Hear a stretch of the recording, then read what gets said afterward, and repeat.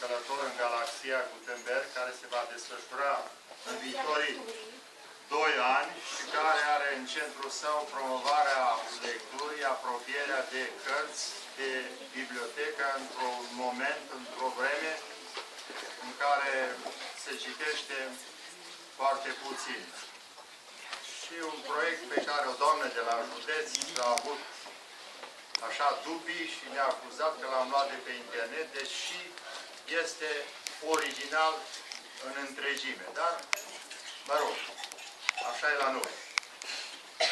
Noi vom încerca să-l ducem cât vom putea la îndeplinire și să nu fie doar o formalitate pe hârtie și o alergătură a profesorilor, a învățătorilor pentru puncte. Punctele sunt bune, cui trebuie, dar mai important este ceea ce facem cu copiii și pentru copii. Mulțumesc elevilor din clasa a 5-a. Am încercat să învăț să nu recite cu, cum zic eu, cu șosetele sau cu cizmele, ci puțin cu sufletul. Mulțumesc colaboratoarelor mele de 3 ani din clasa a 7-a B și cineva strigă aici că și răsplată. O să fie și răsplată. Mulțumesc!